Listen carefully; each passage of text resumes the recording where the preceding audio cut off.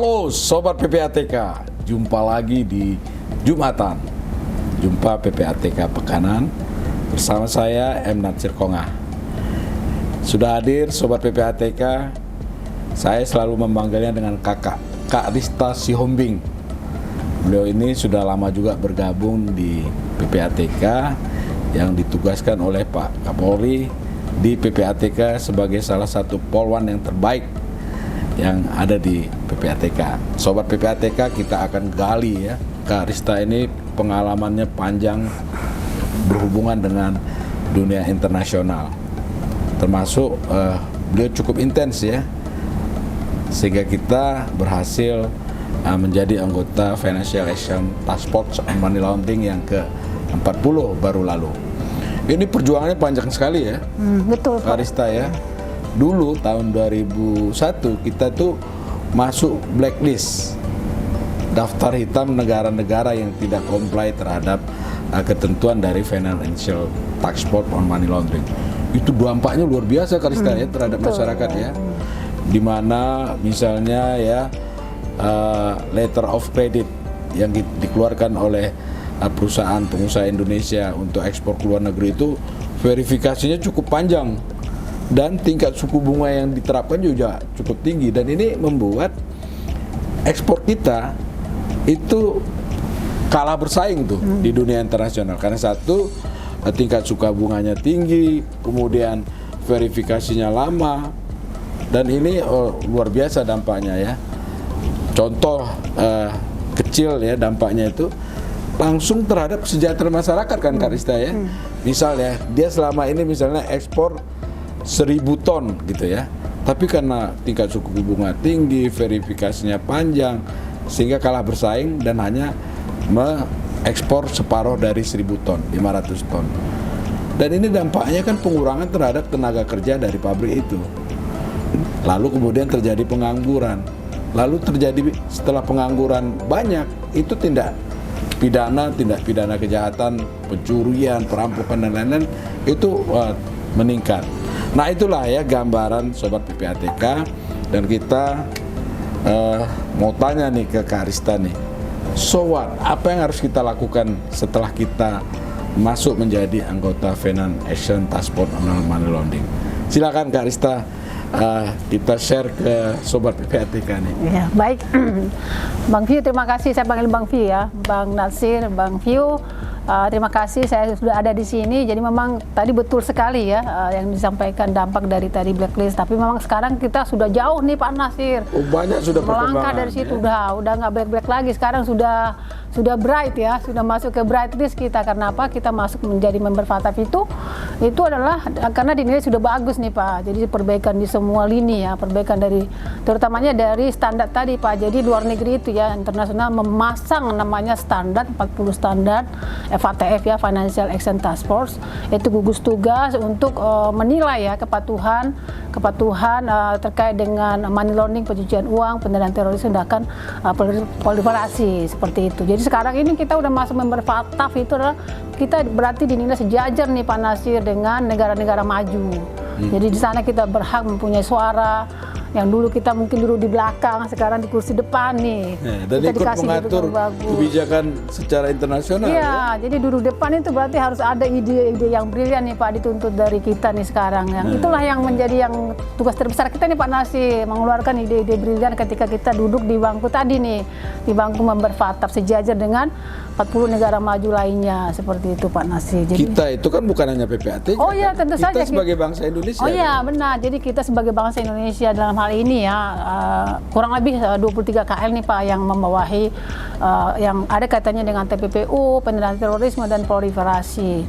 Mulai dari kita ada di sana Menko Polhukam ya sebagai koordinator Komite TPU dan TPPT. Di samping ada lagi di sana 15 kementerian, dan mereka harus siap nih mengirimkan tadi, mengeluarkan ide-ide brilian, mengirimkan tadi, menyampaikan kontribusinya di saat-saat sidang, di saat working group, bahkan sebagai nanti asesor, sebagai reviewer, sebagai expert dan lain-lain gitu.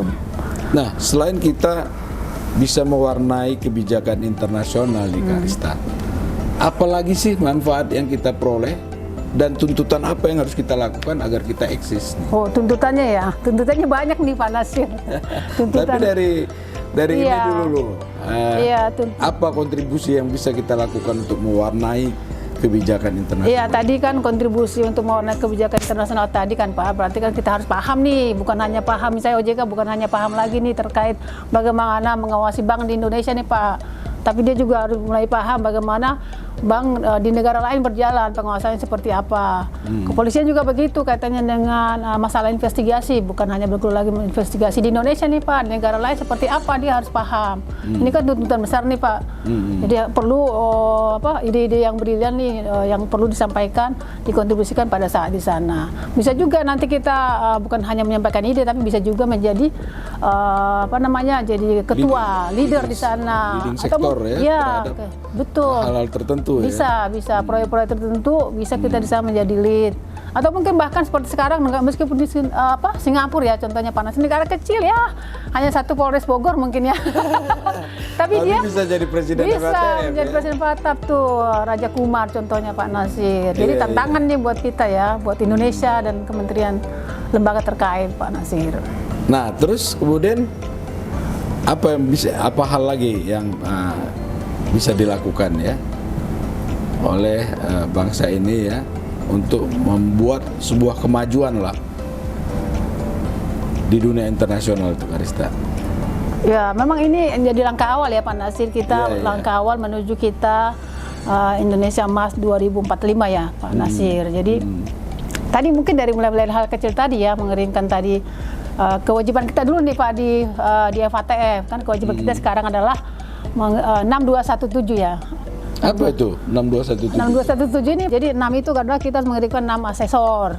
6 asesor. Untuk negara lain. Asesor itu penilai ya? Ya penilai menilai negara lain terhadap bagaimana negara lain. Ya, kepatuhan negara lain kepada standar yang dikeluarkan oleh internasional tadi, 40 standar tadi. Ya. Bukan hanya paham, bagaimana tadi regulasi tadi juga berhasil dilakukan. Diimplementasikan. Ya. Hasil analisis yang disampaikan oleh PPATK ke penyidik, berapa yang ditindaklanjuti, berapa yang terus diteruskan ke pengadilan, dan seberapa banyak harta kejahatan itu bisa disita, gitu kan? Betul, harus jelas statistiknya Pak Nasir, bertindak pidana per tahun, selama 5 tahun tuh dinilai, misalnya tindak pidana asal pajak misalnya berapa per tahun, tindak pidana korupsi berapa, tindak pidana narkotika, ya terutama yang high risk ya, karena semua sekarang itu berbasis risiko nih Pak Nasir. Jadi tujuan penilaian itu adalah supaya semua dilakukan itu berdasarkan risiko tertinggi. Jadi misalnya di Indonesia nih Pak Nasir, kan risiko tertinggi adalah korupsi, narkotika, pajak nih. Jadi harapannya akan lebih banyak nih resources yang akan resources finansial yang akan dialihkan ke sana nih. Jadi ini dulu ditangani nih yang high risk dulu. Jadi ini ada juga manfaat dari penilaian ini. Jadi supaya negara itu memfokuskan diri untuk yang menangani high risk tadi. Seperti itu Pak Nasir. Nah kita kan menjadi asesor. Tentu kan kita harus baik dulu dong, supaya kita di dalam menilai maupun memberikan contoh-contoh kepada negara yang belum masih high risk ya, bisa lebih baik kan? Iya, sama tadi Pak Nasir yang tadi Bang Nasir nanya 6217 tadi kan baru 6 tadi ya. Iya, asesor. Yang 2 itu adalah expert MER. Jadi ketika MER negara itu selesai, MER itu mutual evaluation review. Penilaian tadi ya. Nanti akan ada reviewer ya, reviewer membaca seluruh dokumen itu. Nah, itu perlu 2 orang.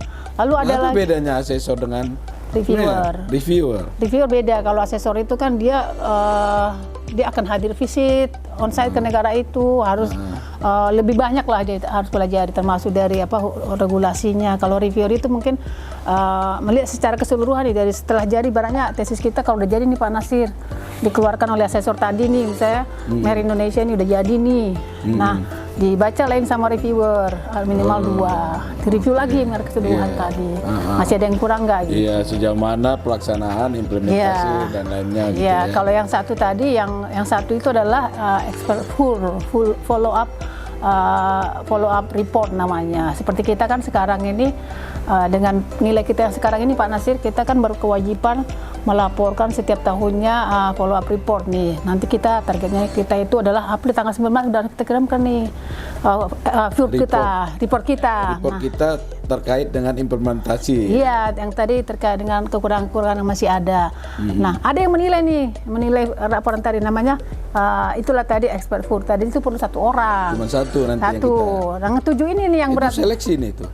Oh iya, seleksi, ada seleksinya. Ada seleksi semua, ada untuk seleksi. bisa diterima di FATF ya. Bahkan tadi 6 asesor, 2 reviewer MER, 1 expert food tadi, terus tadi 7 lead ICRG reviewer itu ada seleksinya. ICRG? Ya. Apa itu? Jadi ICRG itu adalah International Cooperative Joint Group. Jadi ini adalah suatu kelompok Pak Nasir yang melakukan perawatan atas negara-negara yang MER-nya jelek, yang penilaiannya jelek. Salah satunya yang tadi negara masuk blacklist tadi, itu diawasi oleh ICRG ini tadi. Selain yang diawasi, diberikan juga masukan, kamu harus lakukan ini, harus lakukan ini gitu ya. Iya, mungkin untuk lebih paham, mungkin kemarin saya sama Bu Diana nih, kemarin ke Bangkok ya, jadi kita 2 hari di sana itu kita belajar juga nih, karena kita baru member Baatap ya, apa sih sebenarnya tugas lead reviewer, kita baru paham nih setelah kita Kak Rista masuk reviewer atau apa? Masuk ICRG? Masuk nggak ke dalam tim? Kita sekarang belajar masuk ke tim ICRG nih. Saya salah satunya baru masuk kan, tapi kan belum pernah ikut trainingnya nih Pak Nasir. Tapi kita langsung terjun ini, terjun ke rapatnya. Jadi kita lihat baru minggu lalu nih Pak Nasir. Jadi kita ke Bangkok. Masih fresh seger, banget. masih suara apa? Iya. Rasa Thailandnya masih rasa durian montong apa namanya? Mango rice, durian montongnya masih terasa ya. Nah, jadi yang kita pelajari kemarin sana Pak Nasir, kita melihat ternyata dia di lead reviewer itu adalah dia melihat misalnya contohnya ya Filipina itu kan kenapa dia masuk ICRG adalah katanya dengan kasino nih Pak Nasir. Jadi ternyata di Filipina itu ada, mereka memang secara aturan diperbolehkan kasino ya. Kalau di Indonesia kan nggak boleh. Ya? Kalau di sana itu legal. Tapi masalahnya nggak diawasi dengan benar. Jadi sehingga banyak pencucian uang lari ke sana nih, pura-pura ya. Di Filipina ya? Iya, di Filipina. Jadi tanya duitnya dari mana? Oh, menang dari kasino Filipina. Nah, kayak gitu modus-modusnya. Padahal itu hasil tindak pidana pencucian uang ya? Iya, contohnya kita baru tahu. Jadi ada satu lead reviewer yang khusus menangani terkait dengan kasino. Dalam hal ini masuk ke pengawasan DNFPP ya, PBJ dan ya itu masuk ke situ ya. Jadi dia karena kurang di sana, ada satu lead reviewer di sana. Nah, lead reviewer ini sangat berpengaruh Pak Nasir. Nah, contohnya ya kemarin itu untuk lead reviewernya terkait dengan investigasi IO7 ya, itu dari India. Dia bilang bahwa intermediate outcome itu itu adalah penilaian untuk efektivitas 7 itu terkait dengan investigasi TPPU-nya. Kan Filipina ini nih Pak Nasir sudah menyampaikan data-data peningkatan investigasinya udah disampaikan dan kita udah melihat nih udah bagus nih, udah banyaklah usaha yang dilakukan mereka. Tapi reviewernya ini ya bilang, ini saya tidak setuju kalau ini dinaikkan. Meskipun Amerika nih Pak Nasir setuju dinaikkan, Australia setuju, EPG juga setuju, kita juga mendukung ini, kita pikir bisa naik kan. Ternyata ini lead reviewer ini sangat berkuasa Pak Nasir, karena dia nggak mau tidak setuju untuk dinaikkan dengan alasan bahwa memang mereka statistiknya bagus, tapi ternyata statistiknya tidak inline dengan risiko mereka. Jadi semua harus risk based nih. Setelah investigasi, ada nggak yang data investigasi yang masuk ke penuntutan masih menurut dia masih kurang. Akhirnya tidak jadi itu Pak. Jadi ini kuat sekali nih lead reviewer itu fungsinya gitu Pak Nasir. Nah, itu contohnya nih. Iya. Contohnya. Banyak nggak sih orang Indonesia nyuci uang di Filipina karena aturan yang masih lemah gitu? Wah, itu kemarin karena kebetulan bukan Indonesia yang dinilai ya Pak Nasir ya. Yang dinilai kan mereka, jadi kemungkinan ada. Ya. Kalau di ASEAN, negara mana aja tuh yang masih masuk dalam blacklist? Di ASEAN banyak ya. Sekarang ini kita per region ya, per Asia Pasifik ya. Asia Pasifik. Asia Pasifik. Okay. Jadi di Asia Pasifik itu sekarang ini ada Myanmar, Filipina, Vietnam. Ini akan masuk lagi berdasarkan penilaian Papua Nugini sama Timor Leste kemungkinan nih akan masuk ke ICRG list berdasarkan penilaian sementara ya. Jadi sementara ini yang masih form itu adalah 3 ini. Sebelumnya Pakistan masuk Pak Nasir, tapi udah keluar tahun lalu ya seperti itu. Jadi kalau gitu ada kaitannya ya, banyaknya pinjol itu di apa namanya dilakukan dari Kamboja misalnya ya, itu karena memang di sana legal tapi pengawasannya lemah gitu Iya ya. betul Pak Nasir. Karena operatornya kan kita lihat banyak di sana tuh. Dan Jangan salah Pak Nasir, orang Indonesia itu canggih sekarang. Jadi dulu kan Indonesia mungkin banyak ditipu, sekarang Indonesia banyak menipu nih Pak Nasir. Jadi kalau beberapa kali kita karena sering penugasan ke luar negeri ya Pak Nasir, kita ngomong-ngomong di perwakilan KBRI, jadi banyak orang-orang asing Pak melapor ke KBRI ditipu fraud online gitu. Pelakunya warga Indonesia Pak. melakukan fraud Iya, ditipunya warga negara asing itu Pak. Oh, tapi pelakunya Indonesia. Orang Indonesia. Iya, orang Indonesia Kolaborasi canggih sekarang. Iya. mereka sendiri apa kolaborasi juga dengan negara lain? Ya mungkin namanya udah transnasional ya, pasti ya berkolaborasi dengan negara lain. Tapi intinya Indonesia udah cerdas nih ya. Nggak semata jadi korban. Nggak semata jadi korban lagi Jadi sekarang. pelaku ya. Udah pelaku. Udah go public, udah go internasional. Iya. Iya. Iya, saya ingat itu Karista itu, termasuk salah satu kasus BEC ya, Business Email Compromise ya, di mana kolaborasi mafia dari Indonesia dan luar negeri itu kan, dan itu ratusan miliar korban hasil korban. Iya, banyak tuh waktu dengan polisi juga kan ya. Iya, itu banyak success story lah ya yang sudah kita bisa ungkap gitu ya. Nah itu juga masuk penilaian Pak Nasir, kalau misalnya hal seperti itu bisa ungkap, itu juga bisa masuk ke laporan kita kaitannya dengan IO7 dan IO8, bisa jadi banyak yang kita sita. Menarik sekali nih Sobat PPATK, pengalaman dari Kak Arista ya sebagai ICRG, ya tentu juga banyak lagi di dalam forum-forum internasional. Lalu kemudian apa sih manfaatnya masyarakat lah ya secara umum ya terhadap keanggotaan kita ini nih Kak Arista? Ya baik, tadi sekilas mungkin saya sudah sampaikan ya, ada manfaatnya ya, kita bisa menyampaikan turut serta ya mengatur kebijakan untuk masyarakat mungkin yang konkretnya lah Kak yang Arista, konkretnya yang konkretnya nih Pak Nasir. Nah ketika once kita dinilai bagus ya, karena kita dinilai bagus kan maka kita bisa menjadi fataf nih. Iya. Nah kebayang nggak waktu kita tidak bagus nilainya ya kan, tadi seperti di pembukaan tadi Bang Fiu udah sampaikan. Nah sekarang manfaatnya adalah ketika kita menjadi member fataf, kita sejajar dengan negara maju lainnya, artinya kan manfaatnya buat masyarakat bahwa Indonesia ini kan ternyata negara besar, negara maju nih. Harusnya pun sebenarnya perilaku kita pun sama nih dengan negara-negara maju juga nih, harus menjadi law abiding citizenship ya, maksudnya warga negara yang patuh hukum. Nah memang manfaat realnya ini tidak secara langsung Pak Nasir, mungkin secara akan dirasakan baik investor lah ya, dan juga utamanya dengan TKI atau pekerja kita yang ada di luar negeri. Nah, ketika mereka mau melakukan transaksi nih Pak Nasir ya, transaksi ke dalam dan ke luar negeri, ketika kita sudah ada sekarang menjadi member fataf karena nilai kita bagus, tidak masuk blacklist, itu semua mudah Pak, tidak dilakukan pengecetan yang ketat, verifikasi yang lama gitu ya. Verifikasi yang lama. Malas kan investor Pak Nasir kalau misalnya dia mau investor, dicek dulu ini dananya dari mana ya. Wah ini masuk ke negara berisiko, jangan ke sana gitu kan. Padahal sama ketika saya misalnya, padahal saya misalnya mau ngirim uang kuliah anak saya misalnya di Australia ya kan, harus di sini siapa nih orangnya, apa pekerjaannya, begitu kan lama nih. Nah itu mungkin manfaat yang langsung dirasakan masyarakat ya Pak Nasir. Nah juga misalnya begitu investor datang nih percaya kepada Indonesia, kan pertumbuhan ekonomi kita meningkat nih, dirasakan masyarakat. Pengangguran bisa berkurang, terbuka lapangan pekerjaan. Seperti itu. Jadi ini dampaknya sangat luas ya Pak Nasir. Memang belum ada penelitian khusus seberapa persen keanggotaan kita di fataf bisa meningkatkan ekonomi Indonesia ya. Tapi memang ini adalah satu langkah maju menuju Indonesia emas tahun 2045 Pak Nasir. Seperti itu. Wes keren sekali Kak Arista nih. Apalagi kalau itu kita seluruh instansi terkait ya. Betul, ini seluruhnya saling nih Pak. mendukung ya. Betul. Nah itu apa yang harus dilakukan? Misal ya, supaya optimal hasil analisis yang disampaikan oleh PPATK kepada penyidik. Hasil pemeriksaan yang dia sampaikan kepada penyidik itu bisa ditindaklanjuti. Ini kan artinya yang dinilai kan bukan hanya PPATK. Iya benar Pak Nasir. Itu gimana tuh Kak Arista?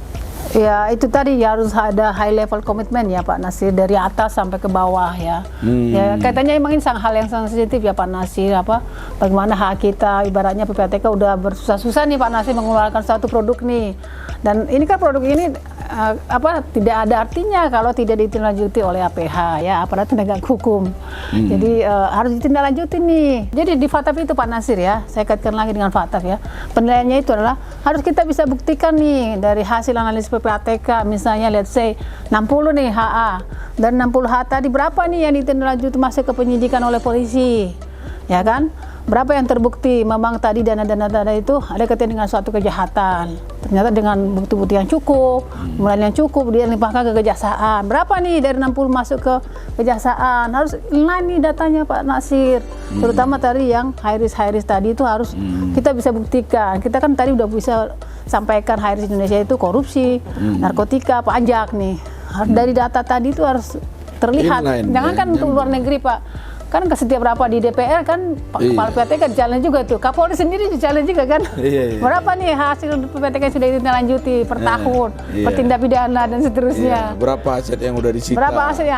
Aset nih Pak yang suka bermasalah, aset kita itu manajemennya masih maka kita susahkan kemarin menaikkan efektivitas nilai IO 9 ya, IO 8 yang perampasan aset tadi. IO itu IO 8 effectiveness tadi, effectiveness atas undang-undang yang ada terkait aset recovery yang ada, dan memang undang-undangnya juga sedang berjalan ya Pak. Jadi wajar kalau memang nilainya masih belum maksimal. Itu IO 8 kita masih di moderate. Jadi baru dinilai kita baru patuh sebagian ya. Jadi istilahnya baru 50 lah nilainya. Itu tingkatannya gimana sih itu? Tingkatannya kan ada 4 nih Pak Nasir. Jadi ada low, berarti jelek nih. Belum melakukan apa-apa nih. Belum. Belum. Baru moderate berarti kita melakukan sebagian, baru substansial melakukan sebagian besar. Tapi masih ada loophole di sana. Iya masih ada ya, masih ada yang harus diperbaiki. There is room for improvement, mereka istilahnya gitu kan. Harus masih ada ruang untuk yang peningkatan. Nah, yang paling bagus itu adalah yang perfect itu high ya, 100 nilainya gitu. Itu artinya udah pelaksanaannya sempurna. Lah, ya. Kita ada nilainya high. Paling tinggi kita nilainya substansial ada 4 itu Pak Nasir. Jadi yang nilainya bagus itu adalah kita paham risiko kita. Yang satu, yang kedua international cooperation kita jalan ya. Bagus ya. Yang ketiga itu FIU-nya berjalan dengan baik ya. Fungsi FIU dengan baik. Lalu kemudian terkait penanganan pendanaan terorismenya udah bagus. Jadi ada 4 ini aja nih yang udah bagus Pak, nilai yang sudah bagus. Nilainya masih moderate. Memang nggak ada yang low ya. Low udah nggak ada gitu. Nggak ada. Kalau kita ada low 2 aja masuk ICRG kita Pak. Jadi ini terus harus dijaga, sustainable dari apa yang sudah kita capai dan terus berkembang supaya kita mendapatkan nilai yang terus lebih baik ya. Iya betul Pak Nasir. Oke, Sobat PPATK, banyak sekali informasi pengetahuan yang kita dapatkan dari Kak Arista. Nah, penutup nih Kak Arista, apa yang mau disampaikan untuk mengajak dari kementerian lembaga tadi ya, supaya sungguh-sungguh secara bersama-sama kita membangun rejim anti pencucian uang ini berjalan efektif. Iya betul sekali ya Pak Nasir. Ini selalu saya kaitkan juga dengan pekerjaan yang sudah kita kerjakan. Ya memang dengan kementerian lembaga terkait ini kan belum selesai pekerjaan ini, akan terus bahkan makin berat ya sebenarnya. Maka kemarin saya dengar rapatnya Mas Patrick di Kementerian Keuangan Pak. Wah kalau gitu nih FATF ini dibuat satu agensi aja nih.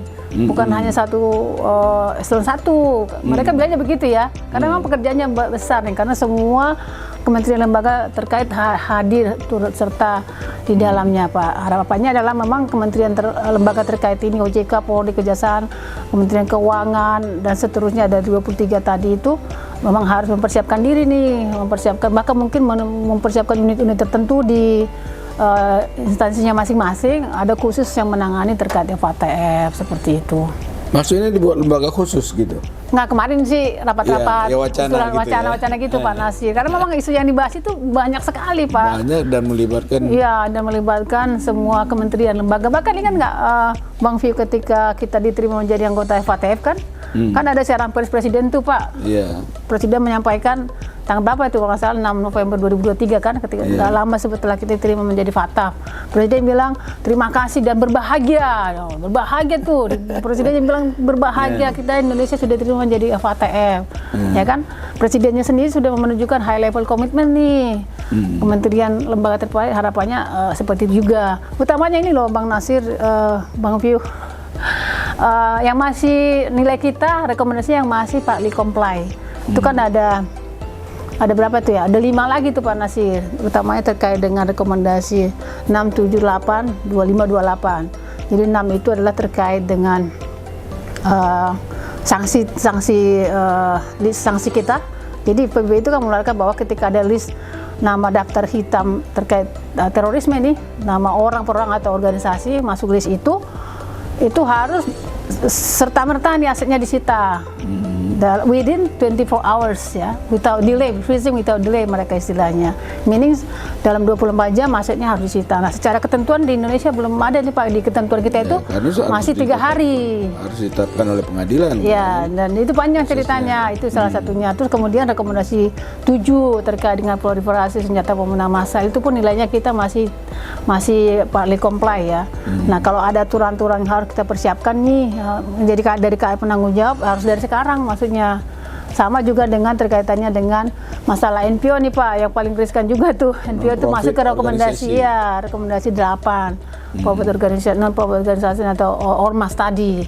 Itu kan ketika kita nilai dikatakan Indonesia ini tidak mampu menilai metodologi penilaiannya nggak benar nih, masa dari 600.000 sekian NPO ormas di Indonesia hanya berapa kalau nggak salah 15 yang berisiko gitu, dia nggak bisa terima tuh Pak Nasir. Contoh-contohnya seperti itu ya, nggak make sense. Gimana caranya, metodologi yang mana yang dipakai? Nah seperti itu contohnya. Dan banyak lagi sih. Jadi maka KAI yang terkait NPO ini tadi, misalnya Mendagri, Kemensos, ya kan? Ternyata banyak sekali PR kita masih ya. Banyak sekali Pak Nasir, seperti itu.